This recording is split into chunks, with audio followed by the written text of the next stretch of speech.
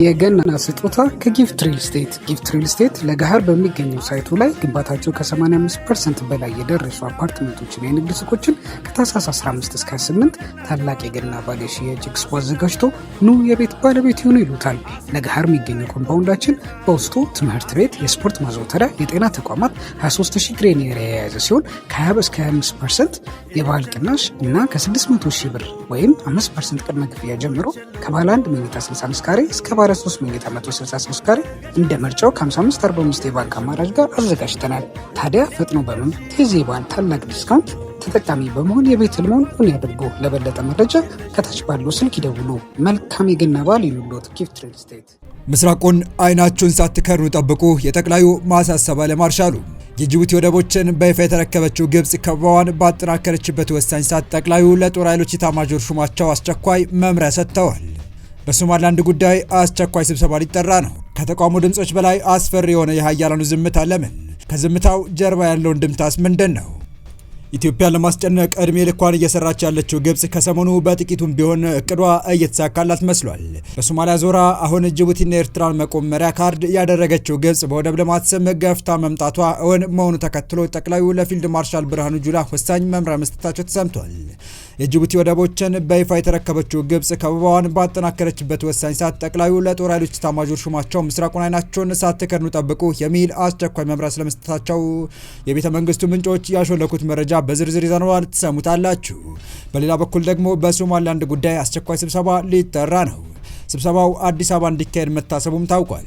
ወዲህ ደግሞ ከተቃውሞ ድምጾች በላይ አስፈሪ የሆነው የሀያላኑ ዝምታ ለምን የሚለው ጉዳይ የበርካቶች ቀልብ የሳበ ጉዳይ ሆኗል።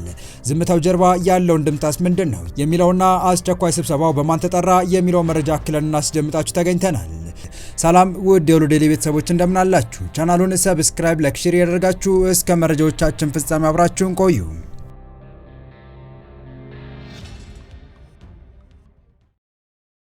በዓለም ላይ ምስራቅ አፍሪካ ተለዋዋጭና የማይጨበጥ የፖለቲካ ምህዳር ያለው ስትራቴጂክ ቀጠና የለም ይላሉ የፖለቲካ ሳይንስ ተንታኞች።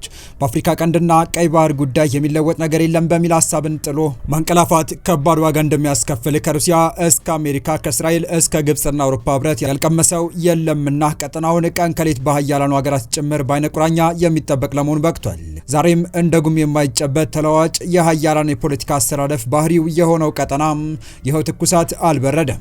ኢትዮጵያን ለማስጨነቅ እድሜ ልኳን እየሰራች ያለችው ግብጽ ከሰሞኑ በጥቂቱም ቢሆን እቅዷ እየተሳካላት መስሏል። በሶማሊያ ዙሪያ አሁን ጅቡቲና ኤርትራን መቆመሪያ ካርድ ያደረገችው ግብጽ በወደብ ልማት ስም ገፍታ መምጣቷ እውን መሆኑ ተከትሎ ጠቅላዩ ለፊልድ ማርሻል ብርሃኑ ጁላ ወሳኝ መምሪያ መስጠታቸው ተሰምቷል።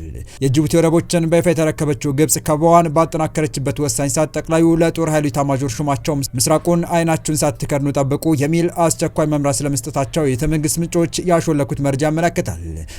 ነካክተው የትኛውን በር ያደረጉት አውሬ እንደሚለው ሀገርኛ ተረት ኢትዮጵያን ነካክተው ያስቆጡት ጎረቤቶቿ መጥፊያቸውን መቆፈራቸው ቀጥለዋል። ያውም ከታሪካዊ የኢትዮጵያ ጠላት ከሆነችው ግብጽ ጀርባ ታዝለው ከኢትዮጵያ ተቃርነው በአንድ ጎራ የተሰለፉና ኢትዮጵያን ለማፈን እየተራወጡ ያሉት የጎረቤት ሀገራት ፖለቲካዊ ተንታኞችና አክቲቪስቶች ኢትዮጵያ የባህር በር ካገኘች አንችላትም፣ በጭራሽ ወደ ቀይ ባህር በር ድርሽ እንዳትል የሚል የጋራ አቋም ያዙ ሲሆን ያላቸውን ወደቦችም ለሩቅ ባዕድ አሳልፎ ለመስጠት የያዙት ጥድፊያ ደግሞ አስተዛዛቢ ደረጃ ላይ ደርሷል። እነዚሁ ኢትዮጵያ ከምትለማ እኛ እንቆርቁዝ ብለው የማሉ የሚመስሉ ትንንሽ ሀገራት ኢትዮጵያ ወደ ባህር በር የምትወጣበት መንገድ ሁሉ ለመዝጋት እንቅስቃሴ እያደረጉ ሲሆን በዚህ መነሻነት የአልሲሲ መንግስት ጉዳይ ማስፈጸሚያ ኢትዮጵያ ባህራችን ልትሻማን ነው ከሚለው መሰረተ ቢስ ቅስቀሳ እስከ ወታደራዊ ዛቻ ድረስ በማሰማት ኢትዮጵያ ወደ ባህር በር የምትመጣበትን መንገድ ሁሉ ለመዝጋት እየሰሩ መሆኑ እየተሰማ ባለበት ወቅት ትንሾቹ ጅቡቲና ኤርትራ ራሳቸው ላይ እባብ የጠመጠሙበትን አደገኛ ስምምነት ማድረጋቸው ነገሩን አጥዞታል። አሁን ድፍርሱ ከጥሩ እየለየ ነው። ግብጽ በጅቡቲ የምታለማውን ወደብ ተረክባለች።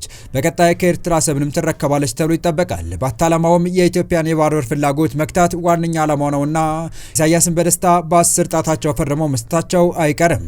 በዚህ መሰረት በኤርትራና በጅቡቲ ካሳካችው ድል በተጨማሪ በሱዳንና በሶማሊያ ቀደም ብሎ የጀመረችው ሲደማመር ግብጽ ኢትዮጵያ ላይ ጫና መፍጠር ይችላል የሚል የልብ እንዲሰማት አድርጓል።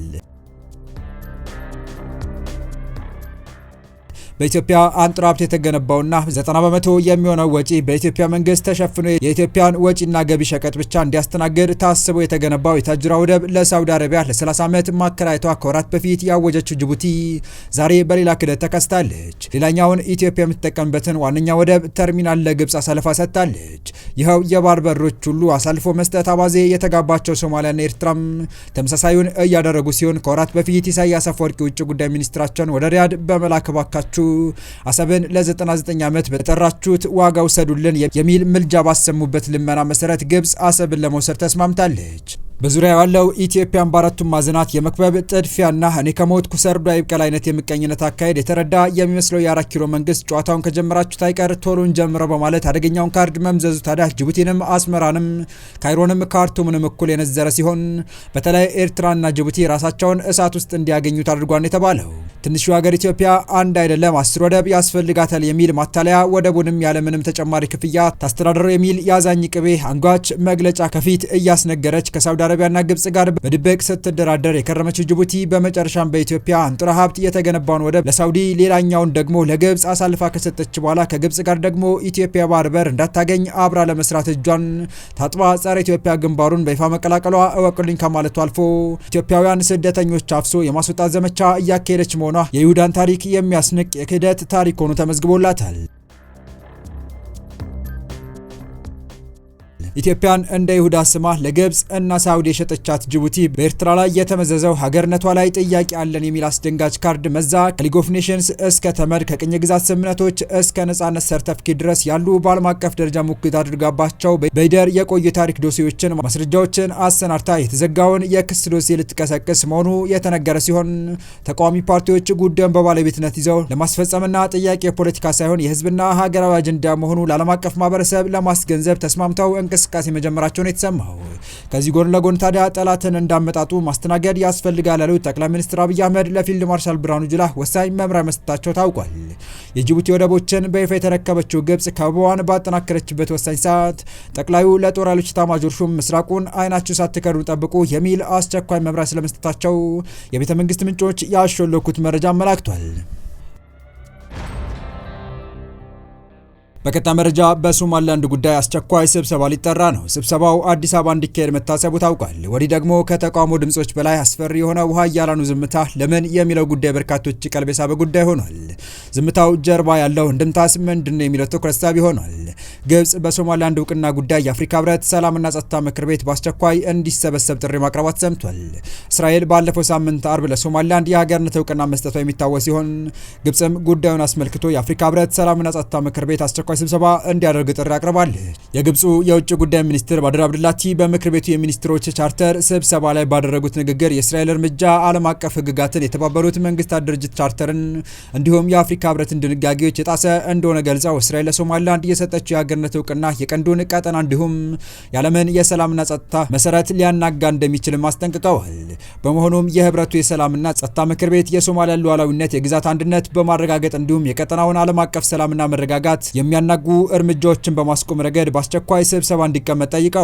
ከ3 ቀናት በፊትም የአረብ ሊግ የመንግስታቱ ድርጅት የጸጥታው ምክር ቤት ቆራጥ እርምጃ እንዲወስድ የጠየቀ ሲሆን ይህ ካልሆነ ግን ሶማሊያ የግዛት አንድነቷ የመጠበቅ መብቷን ልትጠቀም የምትችልበት ሁኔታ ሊኖር እንደሚችል አስጠንቅቋል። እስራኤል አርብ ዕለት ለሶማሊላንድ እንደ ሉዓላዊ መንግስት እውቅና የሰጠች የመጀመሪያዋ የዓለም ሀገር ስትሆን ይህም የሶማሊያ የቅርብ አጋር ከሆነችው ቱርክ፣ ከአፍሪካና ከመካከለኛው ምስራቅ ሀገሮች እንዲሁም ከሌሎችም ውግዘት አስከትሏል። የእስራኤል ለሶማሊላንድ እውቅና መስጠት ዓለም አቀፍ ተቃውሞ እየጨመረ በመምጣቱ ብዙ ሀገሮች እርምጃውን ዓለም አቀፍ ሕግን የሚጥስና ለክልላዊ አለመረጋጋት ስጋት እንደሆነ አውግዘዋል። እስራኤል ለሶማሊላንድ እውቅና መስጠቷ ተከትሎ የተባበሩት መንግስታት ድርጅት የጸጥታው ምክር ቤት በትላንትናው ዕለት አስቸኳይ ስብሰባ በጉዳዩ ላይ ያካሄደ ሲሆን እስራኤል ለሶማሊላንድ እውቅና መስጠቷን ተከትሎ የተባበሩት መንግስታት ድርጅት የጸጥታው ምክር ቤት ከሁለት ቀናት በፊት አስቸኳይ ስብሰባ በጉዳዩ ላይ ያካሄደ ሲሆን በወቅቱም ከጸጥታው ምክር ቤት 15 አባል ሀገራት መካከል 14ቱ የእስራኤልን እርምጃ ማውገዛቸው ይታወሳል። ከዓለም አቀፍ ማህበረሰብና ተቋማት ውግዘት ቢደርስባቸውም ጠቅላይ ሚኒስትር ቤንያሚን ኔታንያሁ ለሶማሊላንድ እውቅና የሰጡት ምክንያት ከእስራኤል ጋር ሰላም ለመፍጠር ፍላጎት ስላላት መሆኑን ተናግረዋል። ኔታንያሁ ለሶማሊላንድ እውቅና የሰጡት በአብርሃም ስምምነት ለመሳተፍ በመፈለጓ ዲሞክራሲያዊ ሀገር በመሆኗና ከእስራኤል ጋር ሰላም ለመፍጠር ፍላጎት ስላላት መሆኑን ተናገሩ።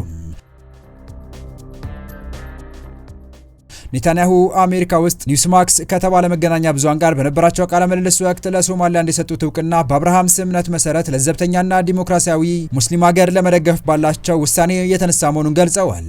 ኔታንያሁ በሶማሊላንድ ያለው የፖለቲካ ስርዓት በቀሪው ሶማሊያ ከሚታየው በእጅጉ የተለየ መሆኑን አብራርተዋል። ይህንን ሲገልጹም በቀሪው የሶማሊያ ግዛት ያልተረጋጋና በአሸባሪዎች የተወረረ ነው ብለዋል። ኔታንያሁ ለሶማሊላንድ እውቅና እንዲሰጡ ያደረጋቸው ሌላ ምክንያት ሲያስረዱ ሶማሊላንድ 6 ሚሊዮን ሕዝብ ያላት አገር ናት። ዘብተኛ ሙስሊሞች ይኖርባታል። የአብርሃም ስምምነት መቀላቀል ይፈልጋሉ። ይህ ጥሩ ይመስለኛል። ዲሞክራሲያዊ ናቸው። ምርጫ ያካሂዳሉ ብለዋል። የተወደዳችሁ የቻናላችን ቤተሰቦች ለአሁኑ ለእናንተ ይመጥናሉ ብታደምጧቸው ታተርፉባችኋላችሁ ብለን የመረጥንላችሁ ዕለታዊ መረጃዎቻችን እስካሁን ያደመጣችኋቸው ነበሩ። በተመሳሳይ ሀገራዊና ቀጠናዊ ጉዳዮች እንዲሁም ዓለም አቀፋዊ የጂኦፖለቲካ ወታደራዊና አነጋጋሪ ክስተቶችን ለበለት ተከታትለን በትኩስ ይዘን እንደምንቀርብ እያሳወቅን የቻናሉ ቤተሰብ ካላችሁ ሰብስክራይብ፣ ቪዲዮን ላይክ እና ሼር በማድረግ ተደራሽነታችን ታሰቡ ዘንድ አክብሮታዊ ግብዣችን ነው።